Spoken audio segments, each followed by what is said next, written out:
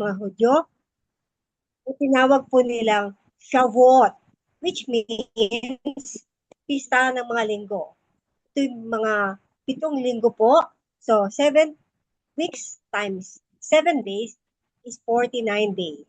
So, yung ika-50, yun yung araw po ng Pentecost, 50, from the word Penta, 50 po. Then, sa Lumang Tipan, naranasan po ng mga Hudyo ang Exodus kung saan sila ay naglakbay galing sa Ehipto papunta sa pangakong uh, promised land. Sa paggunita na to, nakita po natin sa tipan ng Diyos na nasa bundok ng Sinai, isinulat na sa pamamagitan ng daliri na para bang apoy ang 2 tablets ng 10 utos. Sa mga Hudyo, meron po silang tinatawag na 3 pilgrimages. Ang una nga po ay tungkol sa Passover.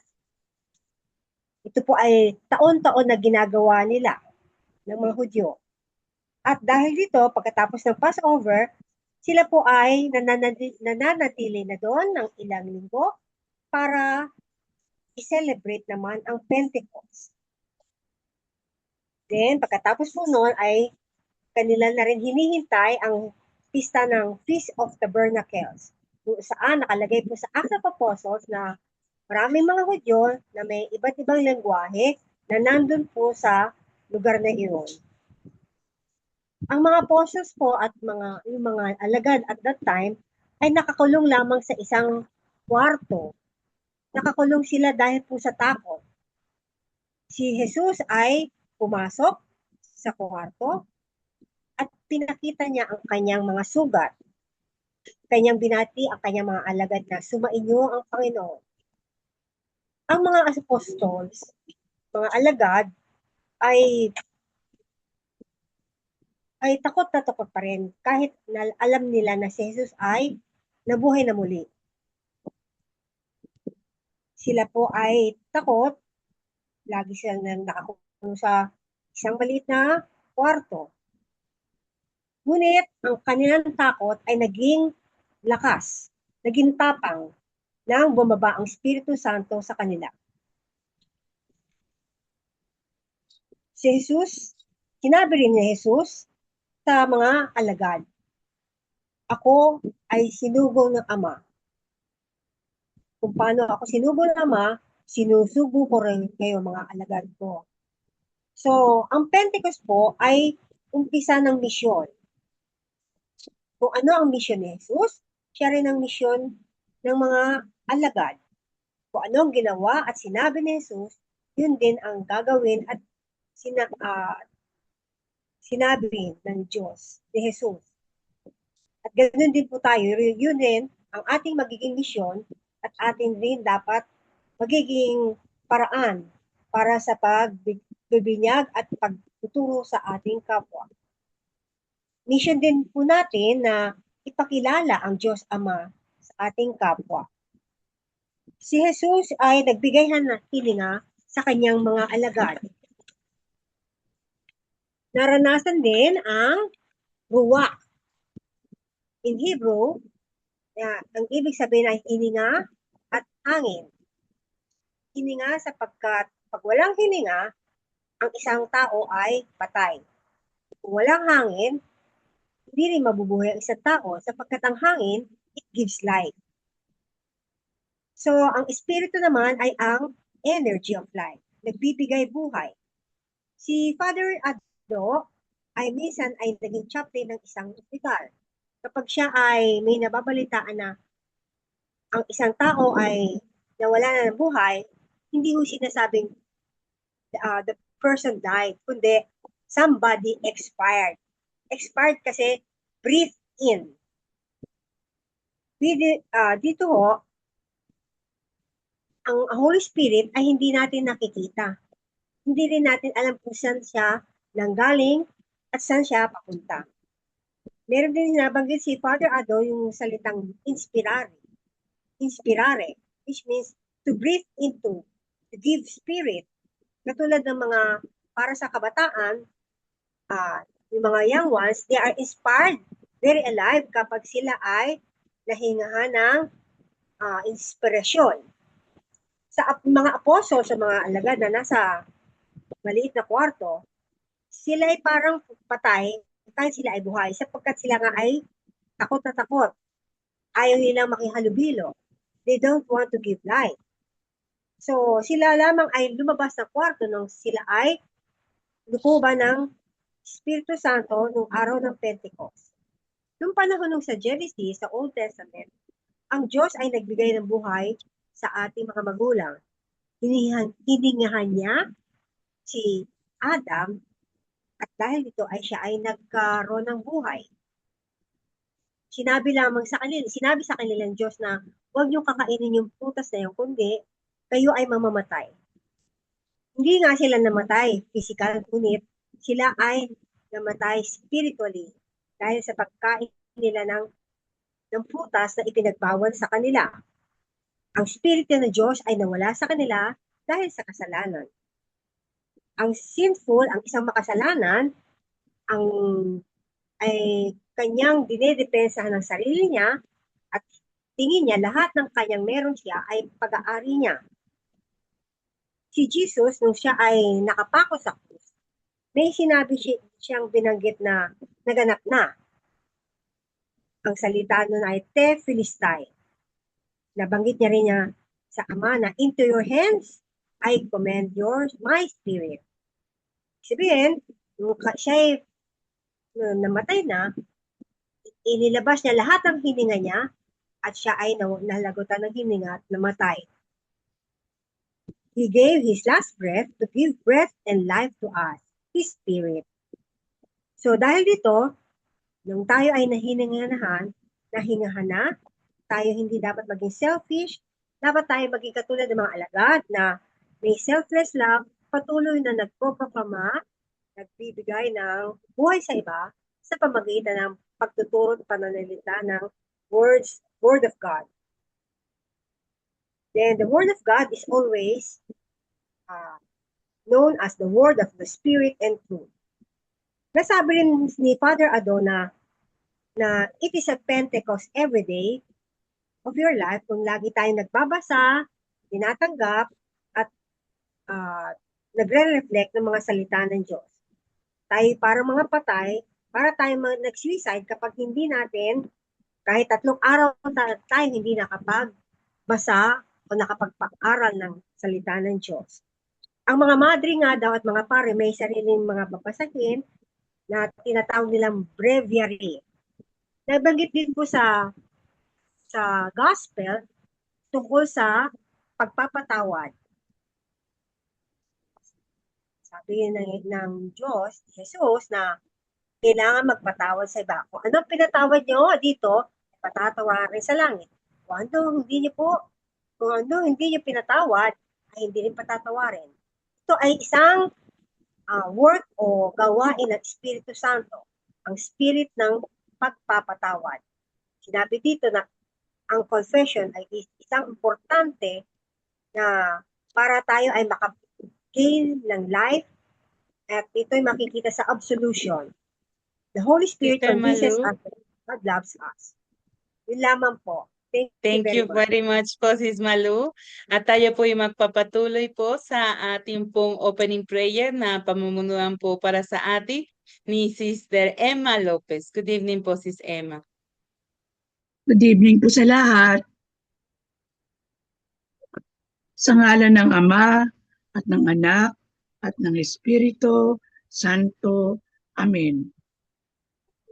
Panginoon, isugo mo sa amin ang iyong Espiritu Santo at panibaguhin ang aming mga puso upang ang lahat ng aming sama-samang pagdarasal, pakikinig ng mga salita ng Diyos, pagbabahaginan ng pagpapala, pagpapasalamat, at higit sa lahat, ang aming pagtataas ng aming kahilingan. Ang lahat ng ito ay naaayon sa iyong pangalan ay sa iyong banal na kalooban.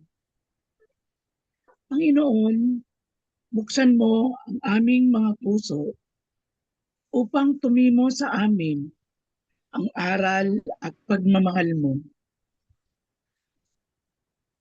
Palakasin mo po ang aming pananampalataya upang maisagawa namin ang aming misyon as Bible Apostles. Alisin mo po ang panghihina o takot na mapailaganap namin ang iyong mga salita. Gabayan mo po kami na mapuntahan namin ang mga tahanan ng mga kapatid naming gustong makilala ka pa ng lubos sa pamamagitan ng iyong mga salita. Ang lahat ng ito ay samot dalangin namin sa iyong pangalan kasama si Maria. Amen. Sa ngalan ng Ama at ng Anak at ng Espiritu Santo. Amen. Ating magpapatuloy po sa ating panalangin, hilingin natin ang tulong ng Espiritu Santo.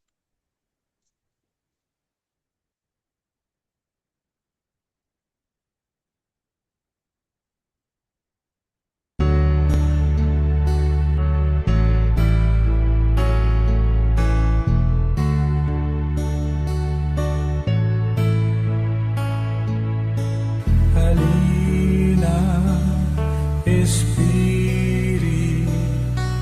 Santo,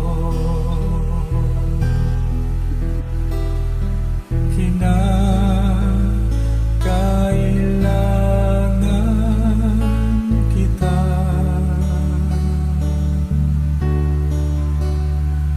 Sigla at lakas ng mahina, pag-asa ka namin lahat.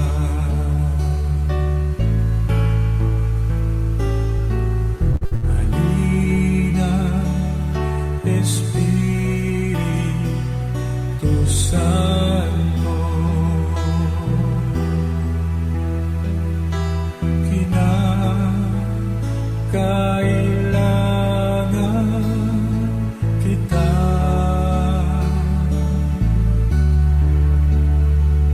Sigla at lakas na mahina,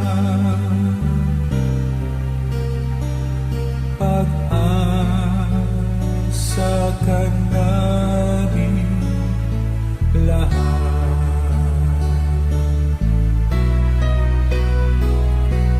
Halina, Espiritu Santo, kinakailangan kita.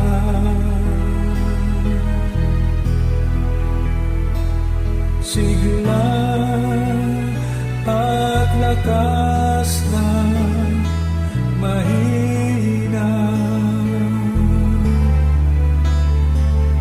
pag-asa ka namin lahat.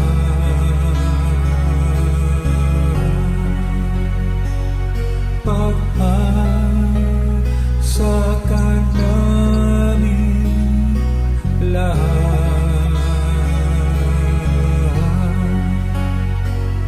Pag-asa ka namin lahat.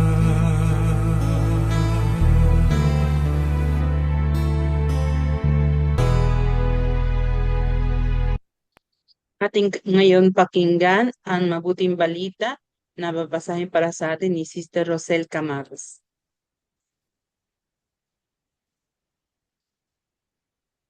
Good evening po, Sis Rosel.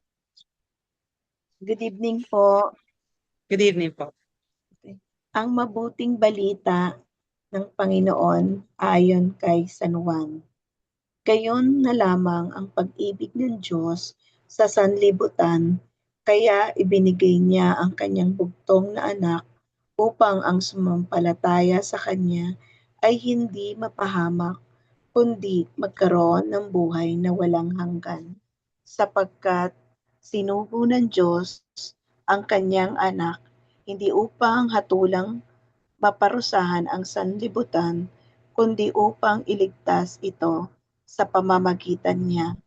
Hindi hinahatulang maparusahan ang nananampalataya sa bugtong na anak ng Diyos, ngunit hinatulan ng parusahan ang hindi nananampalataya sa Kanya. Ang mabuting balita ng Panginoon. Pinupuri ka namin, Panginoong Jesucristo. Maraming salamat po, Sis Rosel. At tayo po ngayon ay magpatuloy po sa ating pagninilay sa pamamagitan ng isang awitin.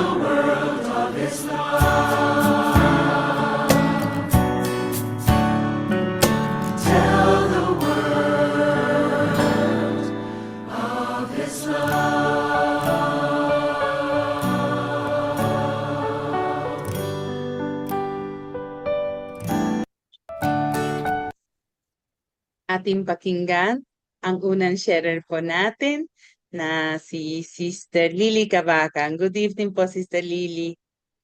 Ganda gabi po sa lahat ng mga nanonood dito sa ating Biblical Spirituality Weekly. Higit sa lahat kina Father Ado and Sister Lacey bilang ating gabay na sa spiritual. at ang mga kasama ko dito sa Ministry of Bible Apostolate. Magandang gabi po sa lahat. Ito pong ating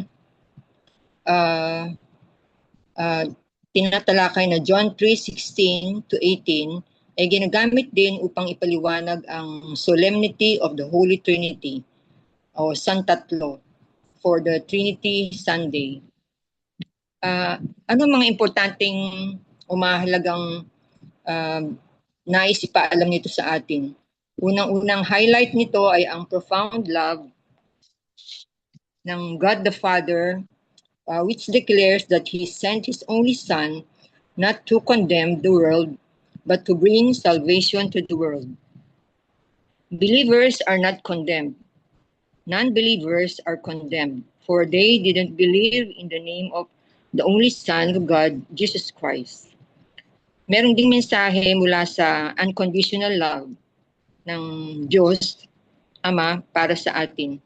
Ganun din ng boundless love o walang hanggang pag-ibig. Hindi masusukat ang pag-ibig ng Diyos sa sangkatauhan to the point na ibinigay niya ang kanyang kaisa-isang anak upang ang lahat sa atin ay maligtas.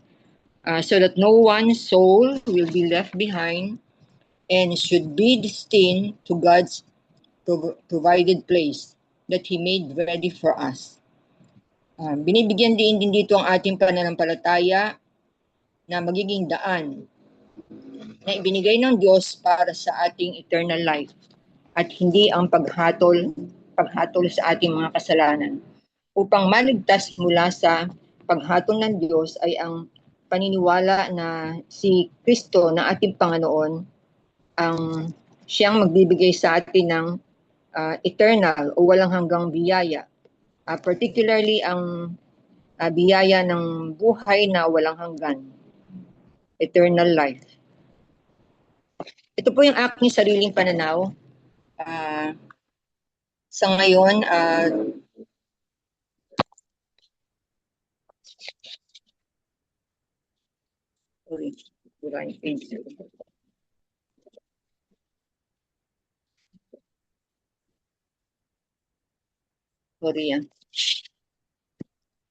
given the eternal glory awaiting us sa buhay nating puno ng sakit at kalungkutan, ngunit tayo ay may katiyakan o garantiya ng ating Diyos na tunay na nagmamahal sa atin, na sukdulang binigay ang kaisa-isa niyang anak upang tayo ay magkaroon ng buhay sa kanyang kaharian. Ano pat, we need to do everything, every ways, no, upang maging worthy tayo sa pag-ibig ng Diyos sa atin. Mga paraang tulad ng pag-aaral ng kanyang salita, pagsunod sa kanyang mga utos, at pagmamahal sa kapwa. At ganun din ang service to others sa ating kapwa-tao.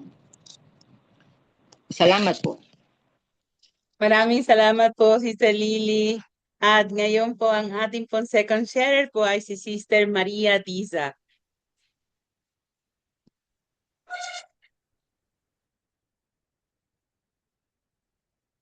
Good evening po, Sis Maria. Ayan, yung camera niya. Thank you so much po. Hello po. Ito po para sa lahat. Mga Magandang gabi po. nakikiayos. Ilaw. Hindi po. Para sa akin, sa buhay ko, sa buhay ko, nakilala ko ang Panginoong Diyos sa panahon na ako ay may karamdaman, may sakit. Naranasan ko rin po ang mawala ng pandemig. Hirap lumakad. Itong Wednesday po, nagkasakit po ako ng kinagabihan. Po siya, Thursday, Friday, Saturday, hindi po ako makakilos. Pero nung pagdating ng Sunday, parang bigla siyang nawala. Kasi parang bang inanahan ako sabi niya, magsimba ka, lalakas ka. Pero kahit na po, nailakad ko naman po, nabigyan ako ng lakas ng Panginoon. Kaya nagpapasalamat po ako sa Panginoon dahil sa paghihirap kahit hirap na lumakad. Yun nga po, sa hirap na lumakad, ika-ika na parang may rayuma, yun ang ano ko. Siguro ang una ano ko noon, sabi siguro sa akin ng Panginoon, anak, magpahinga ka. Sabi niya, kasi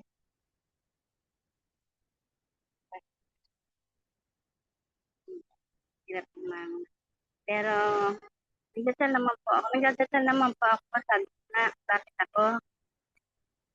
bakit naman ako. Pero parang kinapit ako ng Panginoon, sabi niya, anak, magpahinga ka naman. Huwag mo sagalin ang katawan mo, kailangan mo pinapahinga. Alam kong hindi niya ako pinababayaan. Hindi tayo iniiwan ng Diyos kahit sabi niya nga tayong kasalanan, pero mahal tayo ng Diyos. At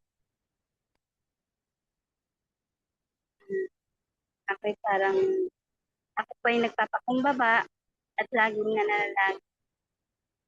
At sana bigyan ako ng Panginoon ng lakas ng loob para kapag may pahayag ko ang kanyang salita ng salita ng Diyos at pagtiwala sa kanya. Sabi nga naalala ko sa radyo, napakinggan ko yung sabi, tiwala, hipay ng loob, huwag alinlangan, lagi dasal. At lagi tayong maniwala at magtiwala sa kanya. At sumunod din sa kanya na maglingkod sa sabi nga, dapat tayo, siguro tinatawag tayo ng Panginoon, gano'n. Kaya, para sa akin, yun na nga po, sa kanya. Magbigay tayo ng time, yung talent, bigyan natin sa at ihayag ang salita ng Diyos na magtiwala, maniwala at manampalataya.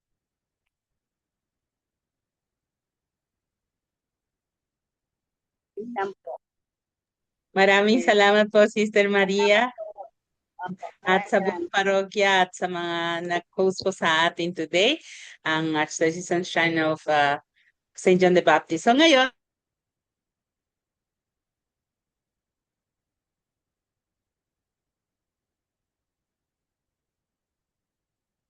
Magandang gabi mga minamahal na kapatid. Tayo ay nagninilay na naman ang salita ng Diyos, sumasalok ng buhay. No? Tandaan po natin sa tuwing ang salita ng Diyos ay ating naririnig, palaging may layunin ng Diyos. No? Na tayo ay kausapin at bawat pakikipag-usap ng Diyos ay bigyan tayo ng buhay, anuman yung dinadanas nating mga kalagayan o pangyayari sa ating mga kasaysayan ngayon. No? Maraming salamat po sa Archdiocesan Shrine of St. John the Baptist na totoong nagbigay ng panahon ngayong gabi, naghanda, no? Yung mga parokya po na naka-assign every week, alam nyo ba, magandang paghahanda yan, parang tayo po ay naghahanda ng pagkain, no? Ng menu, no? Para pakainin yung maraming taong naghihintay, no? Nagugutom sa salita ng Diyos. Na sinasabi nga sa amin, kami raw mga pare, yung paghahanda namin ng mga homilya, hindi lang para may sabihin, kundi para busugin yung mga tao. Okay, kaya mahalaga itong ating ginagawa, no? Tayo nakikibahagi sa pagbusog, no, ng mga tao sa pangangailangan nila ng salita ng Diyos. No? Ngayon po ang pinagninilayan natin ng mabuting balita ay para sa darating na linggo. No?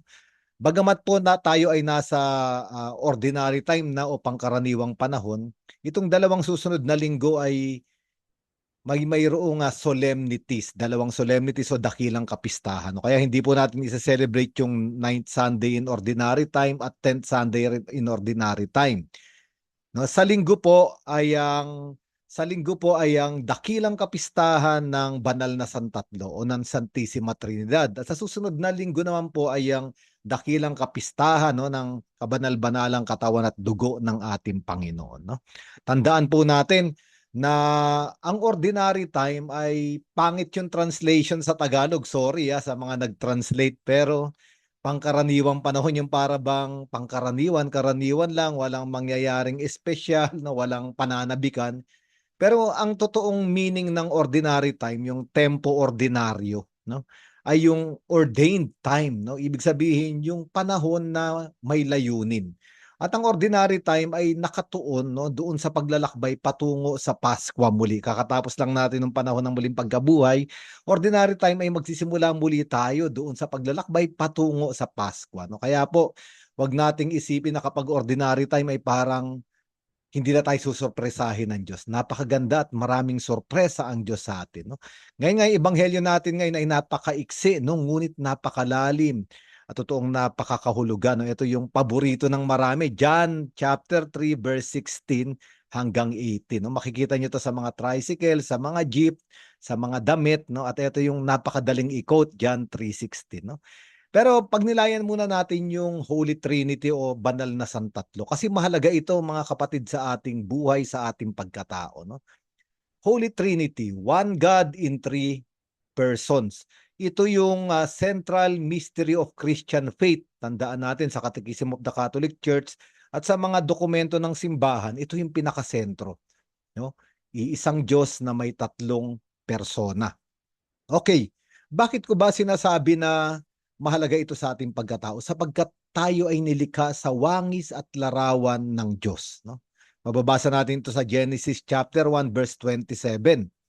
No, ngayon maunawaan natin yung pagkakalikha natin, yung kalikasan natin bilang tao, kung mauunawaan natin yung tatlong persona, no?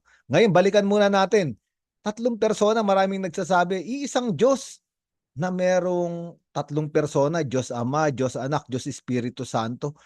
Kung puro Diyos sila, di ba, dapat tatlo yung Diyos? At ito yung diskusyon sa mga sinaunang simbahan, no?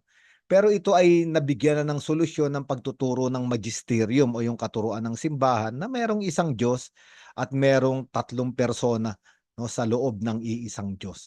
At ang pinakamagandang paliwanag dito ay yung teolohiya ni San Agustin. Napakaganda, no? Sabi na ni San Agustin, God is one because God is love, no? Mababasa natin ito sa first letter of John, no, chapter 4. Doon talaga malinaw na sinabing God is love, no? Ngayon, nagkakaisa ang Diyos o iisa ang Diyos dahil sa pag-ibig. Sapagkat kapag merong pag-ibig, merong pag-iisa, no? O halimbawa, lalaki at babae na in love sa isa't isa at nagpakasal, 'di ba? Ang tawag natin sa kanila, sila ay pinag-iisa o sila ay nagiging isa dahil sa pag-ibig. At ganun din ang Diyos, no? Ang Diyos, bagamat may tatlong persona, iisa dahil ang Diyos ay pag-ibig. Nabubuhay sila sa pag-ibig, no? Ngayon, kung titignan natin, 'di ba yung pag-ibig hindi siya salita, pandiwa siya, no? Hindi siya noun kundi verb. Kung ang Diyos ay pag-ibig, 'di ba dapat pag may pag-ibig, mayroong umiibig at mayroong iniibig. Sabi ni San Agustin, totoo, sa loob ng Diyos may umiibig. At sino yung umiibig? Ito ang Diyos Ama, ang unang persona. Ngayon, mahirap naman yung umiibig ka ngunit wala kang iniibig, no? Sabi nga nung isang nung isang batang nakausap ko, sabi ko, "Mukhang masaya ka ngayon, in love ka ba?" "Yes, Father, in love ako kasi tumugtog yung paborito kong music sa radyo, na in love ako bigla." "O talaga? O kanino ka na in love?" Sabi niya, "Wala lang, basta na in love lang ako kasi maganda yung music tungkol sa pag-ibig." Sabi ko, may problema. Kapag umiibig, dapat may iibigin, no? Ganun po ba, Father? Sinong iniibig mo? Wala po, Father. O parang illusion yung pag-ibig. Pero ang totoong pag-ibig, meron kang bibigyan ng pag-ibig. At kung ang Diyos Ama ang umiibig, sino ang iniibig niya? Ito ang Diyos Anak o yung ikalawang persona, no? Ikalawang persona sa Santissima Trinidad. No, kaya nga sa Biblia, 'di ba? Noong transfiguration at nung binyag ng ating Panginoong Jesucristo, pag binasa natin sa mga ebanghelyo, 'di ba anong sabi ron ng Diyos Ama? Ito ang minamahal kong anak. Ito ang kinalulugdan kong anak. Sa English, this is my beloved son. Listen to him. Makikita natin pagkatapos nun sa binyag, 'di ba? Bumaba ang Espiritu Santo. Doon sa tagpong yun, nandun yung Holy Trinity. Sa Transfiguration din, nung sinabi ng Diyos Ama na ito ang pinakamamahal kong anak, lumukob yung ulap na simbolo rin ng Espiritu Santo. Ang ibig sabihin lang, ang Ama ang umiibig at ang anak ang iniibig. Ngayon ang tanong, kapag ka inibig ka, ano ang sagot mo? No?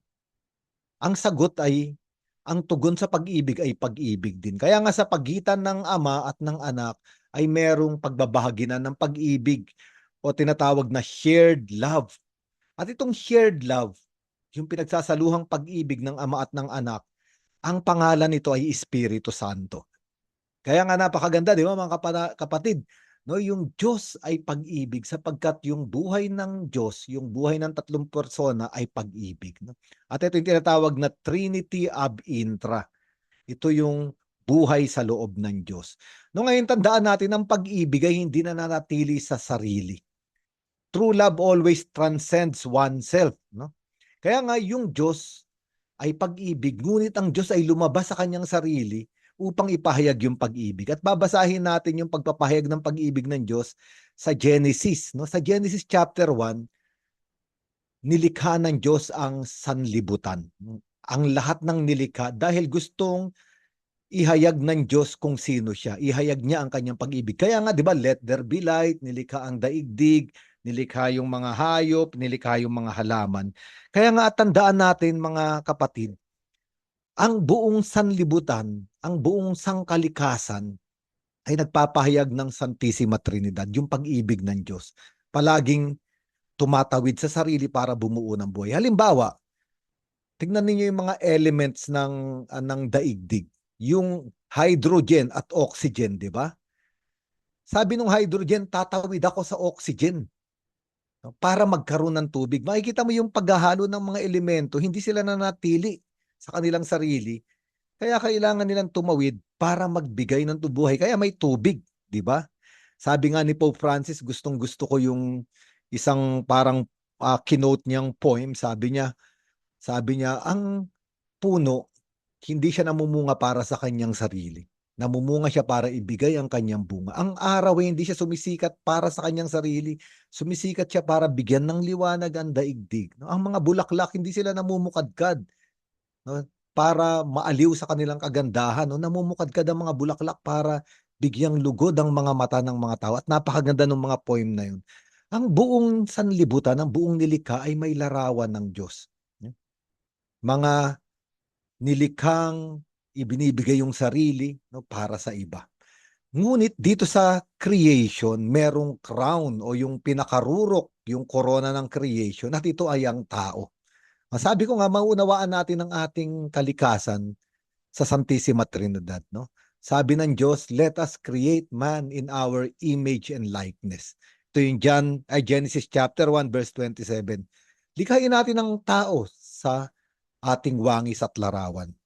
Ngayon, ano ba yung wangis at larawan ng Diyos na nasa kalikasan nating tao? Ito yung wangis at larawan ng pag-ibig na buhay ng Diyos. No? Kaya nga, tayong mga tao ay nilikha sa pag-ibig.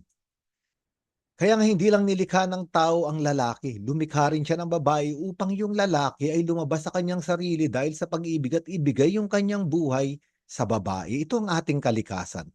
Kaya nga sa teolohiyang Kristiyano, nagkaroon ng salitang person. For the first time, a person. Yung persona, ang tawag sa atin ay person, mga kapatid. At bakit tayo tinawag na person? Kasi yung Diyos ay merong 3 persons. Minsan ang tawag sa mga tao ay individual. Sa Kristiyanong teolohiya, ayaw tayong tawaging individual. Kasi yung individual, ang Latin etymology niyan, individere. Ibig sabihin, a being that you cannot divide. No, parang isang nilikhang nag-iisa na hindi pwedeng ibahagi yung kanyang sarili. Ito yung individual. Hindi tayo individual. Iba yung individual, iba yung persons. Yung persons, tayo ay mga persons ayon sa persona ng Diyos. Sapagkat sinabi na natin kanina, ang person ay lumalabas sa kanyang sarili dahil siya ay umiibig para ibigay yung kanyang sarili sa kanyang iniibig. At ito yung kalikasan natin, mga kapatid. No, tayo ay mga person sa wangis at larawan ng Diyos. Kaya nga, tayo ay nilikha para sa pag-ibig. At itong pag-ibig na ito, hindi ito yung erotic love, storge love. Ito yung agape love. Isang pag-ibig na namamatay sa sarili para ibigay yung buhay sa iba. Ito ang kalikasan ng Santissima Trinidad. At ito yung isinulat sa kalikasan natin. Kaya nga, tayo ay bigo. bigo yung ating pagkatao, bigo yung ating buhay, bigo yung ating kalikasan kapag nabuhay lang tayo sa ating sarili. Kapag hindi natin naibigay yung buhay natin sa iba. Paulit-ulit itong sinabi ng Panginoon, ha, mga kapatid, sa Ebanghelyo. Sabi ng ating Panginoon, no, the one who preserves his life will lose it. But the person who loses his life for my sake, for the others, will find it. No? At ito yung kalikasan natin. Kapag nabuhay ka lang sa sarili mo, di ba parang walang kahulugan yung buhay, yung araw, no? Halimbawa, naranasan na ng maraming tao ito. Nanood ka lang ng Netflix buong maghapon. Nag-doom scrolling ka ng Facebook, nakahiga sa sopa, umu-order sa Grab, dumarating yung burger, yung soft drinks. No? Doon ka lang buong maghapon. Wala kang ginawa, kundi nabuhay sa sarili. Tanungin natin yung ating mga sarili. Di ba naranasan ito ng mga marami? Na-fulfill ka ba sa araw na yon? O parang may malaking kulang sa'yo? At ito ang kalikasan natin. Kapag hindi tayo lumabas sa ating sarili, no? May laki ang kulang dahil hindi napupulpil o hindi nabibigyang kaganapan yung isinulat na wangis at larawan ng Diyos sa atin. Biruin mo. No, kaya nga ngayon, siguro kung nakabukas yung mga windows ng mga kapatid natin dito sa Zoom, makikita natin kung sino yung fulfill o hindi, di ba? Pwede natin sabihin. O minsan naman pagod na tayo, no? Halimbawa si Sister Laces mukhang pagod na, no? Pero pwedeng matulog ng nakangiti. Ayun ang pinakamaganda, yung natulog kang nakangiti at payapa dahil na-fulfill ka sa buong maghapon na yon. Ngayon, wag naman natin masyadong sabihin na oo nga, no? Talagang ganito na ako, selfish ako. Hindi, no? Dahil merong isang elemento na pumasok, mga kapatid. At ito yung kasalanan. Maganda yung pagkalikha sa tao, biniglikha tayo sa wangis at larawan ng Diyos, sa larawan ng tatlong persona. Ngunit pumasok yung kasalanan sa Genesis chapter 3, di ba? Yung ahas dumating at niloko dahil sa kasinungalingan niya ang mga tao. At doon sa Genesis chapter 3, yung mag-asawa si Adan at si Eva na totoong nabubuhay sa pag-ibig. Alam niyo ba kung anong nangyari dahil pumasok sa kasalanan? Nawala yung pag-ibig. Di ba nung dumating ang Diyos, nagtago sila. Ipinagtanggol na nila yung kanilang sarili sa Diyos. Nagtago sila sa likuran ng mga puno. At sinisi nila yung isa't isa. Di ba sabi ng Diyos kay Adan, nasan ka? Narito po ako sa likod ng puno. Bakit? Hubad po ako. Sino nagsabing hubad ka?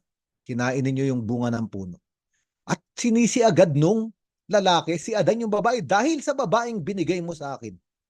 Na parang ayaw niya nang aminin yung kasalanan niya, parang sinasabi niya sa Diyos, itong babaeng ito, ikaw ang may kasalanan dahil ibinigay mo siya sa akin. Makita natin yung pag-ibig ay nawawala kapag ipinagtatanggol na yung sariling buhay, yung sarili. Ito yung pinag-uusapan natin, sinasabi ko kanina. Ang taong nabubuhay lang sa sarili, pinagtatanggol yung sariling buhay. Buhay niya lang ang mahalaga at hindi na yung iba. Kay Adan, nung bumagsak sila sa kasalanan, hindi na mahalaga yung buhay ng babae, ng minamahal niya. Si Eva rin, ganun din. Pinagtanggol niya rin kanyang sarili dahil sa ahas na nilikha mo. At ito yung konsekwensya ng kasalanan. Kaya nga minsan, dahil meron tayong tinatawag na concupiscence, di ba? Nasa Catechism of the Catholic Church to, napapatawad yung ating kasalanan. Pero merong parang stain of weakness, no, na nagdadala sa atin minsan na mabuhay sa sarili. No? Mabuhay sa sarili. Kaya nga, dito napapasok yung ebanghelyo natin. No? Yung ebanghelyo natin para iligtas tayo rito sa kulungan na ginawa ng kasalanan sa atin upang hindi tayong ma-fulfill bilang mga nilikha sa wangis at larawan ng Diyos. Ito na yung John 3:16. Sabi dito, no, sabi, sapagkat gayon na lamang ang pag-ibig ng Diyos sa sangkatauhan, kaya't ibinigay niya ang kanyang kaisa-isang anak upang ang sinumang sumampalataya sa kanya ay hindi mapahamak kundi magkaroon ng buhay na walang hanggan. Si Jesucristo, kailangan niyang ibalik muli ang wangis at larawan ng tao.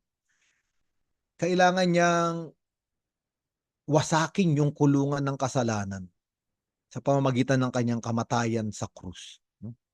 Di ba? Yung crucifixion, pagkakapako ng Panginoong Jesucristo sa krus, pag binasa natin ito, fulfillment ito ng maraming Old Testament texts. Halimbawa yung Psalm 22, Eli Eli lama sabachthani, yung mga iba pang salmo na pinainom nila ako ng maasim na alak, no, pinagsugalan nila yung aking damit. No? At sabi ron, I am a worm and no man. Sabi sa Psalm 22. Parang uod na ako, hindi na ako mukhang tao. Pag binasa pa natin yung Isaiah chapter 53, sabi ron, wala na siyang kagandahan. Wala nang gustong lumingon sa kanya sapagkat siya ay wasak. No? Bakit kaya nawasak ang anak ng Diyos sa krus? Wasak ang kanyang mukha, wasak yung kanyang katawan. Hindi na nga siya mukhang tao. Sabi nung mga nag-aaral dito, nung nag-aaral ako sa Israel, pinakita sa amin yung kulungan, yung mga latigong may mga simang bakal, no, para bang mahigit 5,000 sugat. Hindi lang sugat na galos, malalalim na sugat ang nangyari sa Panginoon. Talagang hindi na siya mukhang tao. Bakit? At dito natin mauunawaan. Yung nawalang wangis at larawan ng Diyos sa atin dahil sa ating mga kasalanan ay kinuha ni Hesukristo. Siya na yung hindi na mukhang tao para lang ibalik yung wangis at larawan ng Diyos sa atin. Kaya nga, di ba, ito sinabi, kaya ipinadala yung kaisa-isa niyang anak. Dahil mahal tayo ng Diyos. Gusto tayong ibalik ng Diyos sa wangis at larawan. No? At mabuhay sa pag-ibig. No? At maganda yung sumunod. Kasi ang natatandaan lang ng mga tao, yung John 3:16. No? Ayaw na nila yung John 3:17. Pero maganda yung John 3:17. Ha? Dahil ito ay konsolasyon, sabi rito, isinugo ng Diyos ang kanyang anak, hindi upang hatulang maparusahan ang mga tao, kundi upang iligtas ang mga ito sa pamamagitan niya. Ito ang dahilan. Kasi kung ang Diyos ay katulad natin mag-isip, paparusahan na tayo. Buti na lang, hindi natin katulad ng Diyos. Diyos siya. At walang kondisyon yung pag-ibig niya sa atin. Kaya nga, ayaw niyang kondinahin kung maaari ang tao. Tayo. No? Minsan, alam niyo mga kapatid, nalulungkot ako. Kasi pag nagpapakumpisal ako, may mga tao na paulit-ulit kinukumpisal yung kasalanan nila. Tinatanong ko na, ikumpisal mo na ba yan? Opo, Father. Bakit kinukumpisal mo uli? Kasi parang hindi ko mapatawad yung sarili ko. No, biruin mo. Sabi ko, naiintindihan mo ba yung sinasabi mo, kapatid, na hindi mo mapatawad yung sarili mo? Sabi ko, pakinggan mo itong sasabihin ko. Kung ang Diyos nga pinatawad ka, ano ba naman yung karapatan mong kondinahin mo yung sarili mo? Biruin mo, ha? Talaga yung Diyos, gusto tayong patawarin. Binigay niya na nga yung kaisa-isa niyang anak. Bakit tayo mismo kinokondina pa natin yung ating sarili? Ang mabigat pa, bakit kinokondina natin yung isa't isa? No? Kasi sabi rito ng Panginoon, dumating ang Panginoong Hesus dahil wala siyang gustong kondinahin. At napakaganda nito. Kaya nga minsan sinasabi ko pagka nakikita ko yung mga kahinaan ko, yung mga kasalanan. No? Tumitingin ako sa krus. Napakagandang pagnilayan yan. Sabi ko, Panginoon, sa ganitong kalagayan ko, sa ganitong mga kahinaan, pagkukulang, kamalian o kasalanan ko, patuloy mo akong minamahal. Tulungan mo rin akong mahalin yung sarili ko. At ito yung sinasabi. Tandaan natin mga kapatid, hindi tayo kinukondina ng Diyos. Sa Biblia, isa lang ang nagkokondina. At ito ay ang dyablo. Ang dyablo, actually yung Satanas na salita, ang translation niyan ay accuser. Kapag binasa natin yung Revelation chapter 12, andun yung accuser, yung ancient serpent, yung sinaunang ahas, yung dyablo, siya yung nag-aakusa sa mga tao. Day and night, biruin nyo, araw at gabi sinabi ron, accuser of our brothers and sisters, day and night. Ayun ang gusto niyan, dyablo. Hukayin yung mga kasalanan natin at akusahan tayo. Upang tayo ay mawala na rin ng pamamag-asa at mawala ng pagkapit at pananampalataya sa pag-ibig ng Diyos. Tandaan natin, sabi sa sulat ni San Pablo sa mga taga-Roma, kung ako ay pinatawad na ni Jesucristo, sino pa ang magsasakdal sa akin? Diba? Sabi rin ni San Pablo, kung si Jesucristo ay nasa panig ko, sino ang maaring lumaban sa akin? O, tandaan natin ito. No? May kwento ko ngayon ay kapistahan ni Saint Philip Neri. No? Basahin niyo yung buhay ni Saint Philip Neri. Siya ay isang pare sa Italy, naging pare siya sa Rome. No? At siya yung tinatawag na clown of God. No? Dahil mahilig siya magpatawa Pero dahil iniiwasan niyang pumasok sa ecstasy kasi masyado siyang yung intimacy niya sa Diyos, masyadong malalim. Kapag na-focus yung isip niya at yung puso niya sa Diyos, talagang ano siya, yung tumitibok yung puso niya at parang lumilindol sa paligid. Yan yung si Philip Neri, no?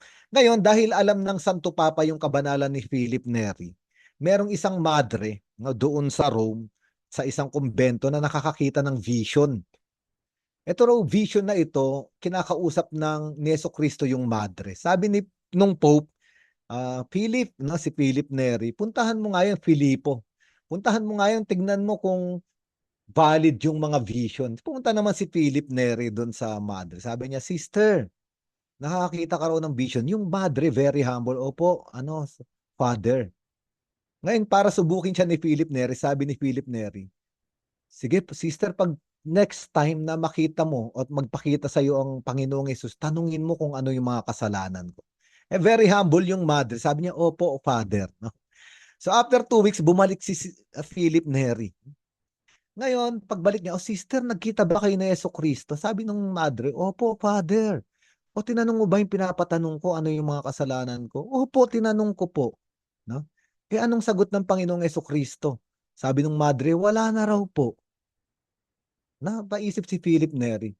At sabi ng madre, kasi po, nagkumpisal na po kayo at pinatawad na ang lahat. Biruin mo, gano'n ang Diyos. Na parang may amnesia siya kapag kinumpisal at isinuko natin, napapatawad tayo. Kaya sinasabi rito sa John chapter 3 verse 17, hindi siya naparito para kondenahin tayo. Akusahan tayo. Naparito siya para iligtas tayo. Kaya sa atin mga kapatid, kung naikumpisal na natin, manampalataya tayo sa pag-ibig ninyo. Sabi ni Saint Therese of Lisieux, no? Yung isang patak lang daw ng dugo ng ating Panginoong Jesucristo, kaya niyang buhayin, kaya niyang burahin ang kasalanan ng buong mundo. Noong extraordinary Jubilee Year of Mercy, di ba, sabi ni Pope Francis, let us dive into the ocean of God's mercy. No? Para bang tumalon ka ron sa karagatan ng awa ng Diyos. Kaya nga, napakaganda nito. At ang huling-huli, ito na yung paghatol. Hindi hinatulang maparusahan ng sumasampalataya sa anak, ngunit hinatulan na ang hindi sumasampalataya. No? Ngayon lilinawin natin, ayaw tayong hatulan ng Diyos. Pero yung pagdating ng ating Panginoong Jesucristo, yung pagliligtas, pag-ibig at awa na nais niyang ibigay sa atin, kailangan natin tanggapin. Para bang binibigyan tayo ng regalo, kailangan nating ibukas yung ating mga kamay. Sabi rito, kung nananampalataya tayo, hindi tayo hahatulan. Ang ibig sabihin nito, kung tinatanggap natin itong pagliligtas, pag-ibig, pagpapatawad ng Diyos, ito yung pananampalataya. Hindi tayo hahalatulang maparusahan. Pero yung sinabi rito, ang hindi sumasampalataya, siya yung mapaparusahan. Pero kung iisipin natin, hindi Diyos ang magpaparusa. Ayaw niya nga magparusa, ayaw niya magkondena. Sino ang nagparusa doon sa hindi sumampalataya? Yung sarili niya rin. Kasi para bang halimbawa, nalulunod ka. At dumating yung isang taong nasa bangka at hinagisan ka ng lubid para maligtas. At ayaw mo. Diba? Ngayon, nung nalunod ka dahil ayaw mong hawakan yung lubid na inihagi sa'yo, sino ang may kasalanan nun? Hindi yung dumating para iligtas ka. Ang may kasalanan doon, yung ayaw magpaligtas. Ito yung sinasabi rito. Kung ayaw mong manampalataya na dumating ang Panginoong Jesucristo dahil mahal ka niya, gusto kanyang iligtas at patawarin, na parang tayo na rin yung ayaw humawak sa lubid. No? Kaya nga, ito yung dakilang kapistahan ng the Most Holy Trinity. No? Ito yung pag-ibig ng Diyos. Isang napakagandang buhay ng santo, kung gusto ninyong mapalalim yung pag-unawa sa Holy Trinity, ay yung buhay ni Saint Elizabeth of the Trinity. No? Napakaganda nung mga reflection at vision, no, na naisulat ni Saint Elizabeth of the Trinity. Hanapin ninyo. Isa ron na nabigyan diin sa kanyang mga naisulat ay yung tinatawag na indwelling of the Trinity. Sa Tagalog, mahirap i-translate, no? Kasi may mga nagsasabi na noong creation, yung Diyos Ama lang. Noong redemption, nung dumating si Jesucristo, Diyos anak lang. Nung pumanik na si Jesucristo sa langit, Pentecost, nung last Sunday, Espiritu Santo lang. Pero ang katuruan ng simbahan, nandun din sa sinulat ni Saint Elizabeth of the Trinity, hindi. Sa creation pa lang, indwelling of the Trinity, ay hindi naghihiwalay ang Diyos Ama, Diyos Anak at Diyos Espiritu Santo. Andun silang tatlo. No? Kaya nga, di ba, pag binasa natin yung John chapter 1, sabi ron, the Word is God. No? And everything was created because of the Word of God. Nandun na yung Word of God. Word of God si Jesucristo sa creation. Andun na rin yung Espiritu. Pag binasa natin yung Genesis, no? Yung the Spirit of God was hovering over the waters. Makikita natin doon sa time of redemption, nandun na rin silang tatlo.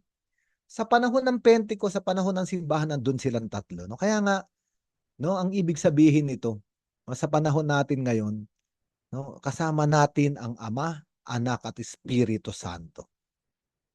At itong tatlong persona ay indelible, nakaukit sa ating kaluluwa, sa ating kalikasan. Alam niyo ba kung kailan nangyari ito? Nung tayo ay bininyagan. No? Di ba? Nung tayo ay bininyagan, di ba sinabi nung simbahan sa pamamagitan ng pare, no? Sabi ron, Lacis Araceli, I baptize you in the name of the Father and of the Son and of the Holy Spirit. Bakit ganun yung ginagawa sa binyag? Dahil nga, babalikan natin, tayo ay nilikha sa wangis at larawan ng Diyos. Kaya nga, napakagandang paghandaan natin yung darating na linggo, no? Yung dakilang kapistahan ng Santissima Trinidad na malalim yung kaugnayan sa atin bilang mga tao, bilang mga persons. No? Dahil tayo ay nilikha as persons na mabuhay sa pag-ibig, magbigay ng pag-ibig at tumanggap ng pag-ibig. Okay? Sige, ngayon pwede na tayong magtaas ng mga panalangin, no? Sana ay magtaas tayo ng mga panalangin. Ito yung mission natin bilang mga Kristiyano, maging tulay ng daigdig na ito patungo sa Diyos. No, kaya ngayon mga nais magtaas ng panalangin, no, dito sa Zoom kayo unmute, no? Magpakita rin kayo ng video kung gusto ninyo at taas yung inyong panalangin bilang simbahan. Sasagot tayo, Panginoon, dinggin mo ang aming panalangin. Panginoon, bigyan mo ang aming panalangin.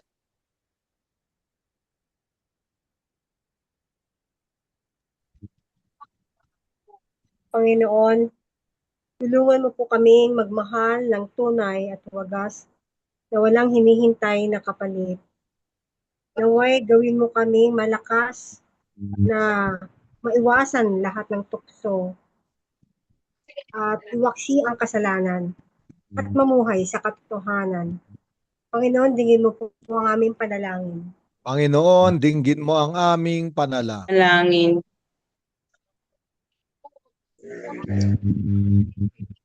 Patuloy po akong humingi ng katatagan at kalakasan upang ipagpatuloy ko ang pagpukling, pagpapakalat ng instruction ni Lord.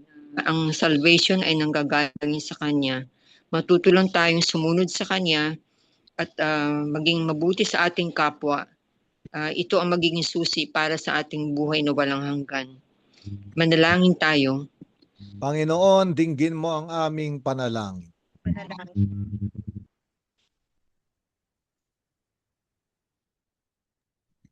Panginoon, hinilin po namin tugunan mo at aming mga hinaing at bigyan mo po kami ng maraming blessing para po maging blessing din po kami sa aming kapwa-tao.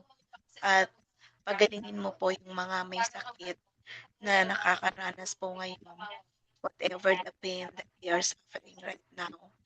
Lord, please heal our prayer. Panginoon, dinggin mo ang aming panalangin.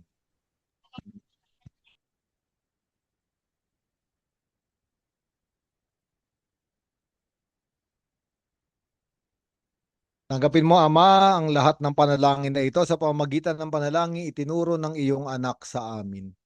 Ama namin, sumasalangit ka, sambahin ang ngalan mo.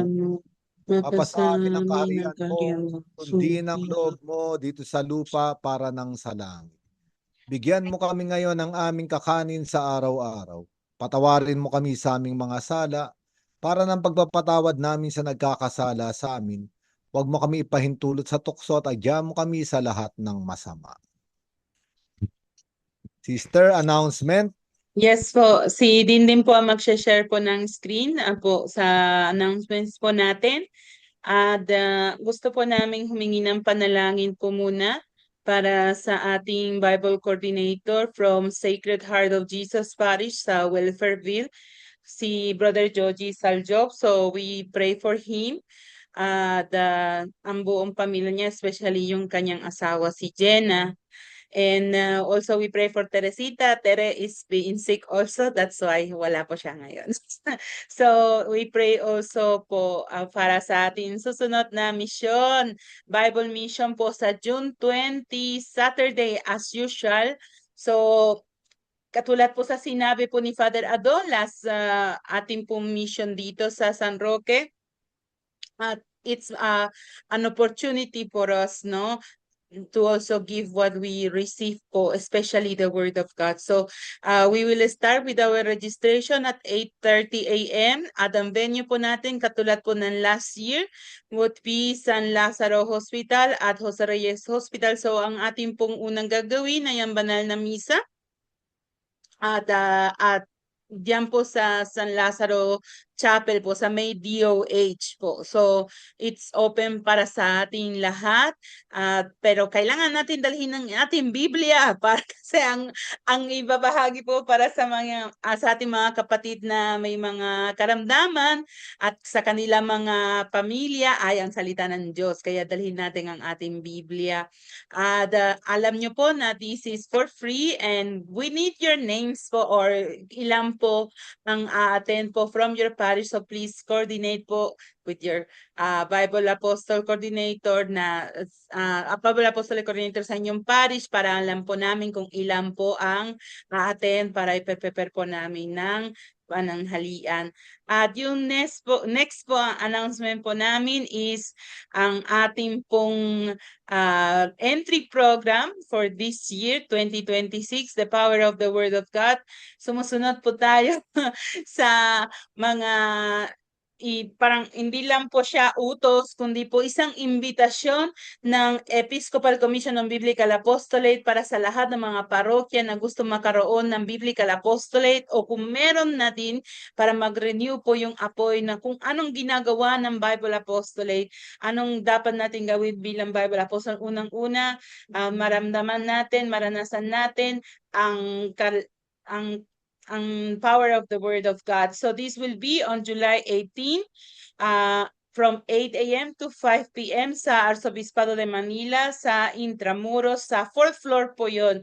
So this is also free a free formation para sa ating lahat at sana po lahat po kayo ng mga sa parokya at yung mga wala pang Biblical Apostolate, yung mga nanonood po dyan po sa Facebook at bahagi po ng Diocese of Manila, you are most welcome and we invite all of you. As of now po, meron pong 3 parokya na attend po sila na wala po silang Biblical Apostolate na contact po sa akin. So hopefully we will have mas maraming mga misyonero ng salita ng Diyos. So yun po, at yung iba mga schedule, as usual, our BSW every Tuesday, 8 p.m. At syempre, bako ako makalimutan, malapit na po, lumalapit na ang petsa ng ating annual retreat sa St. Michael Retreat House sa Antipolo.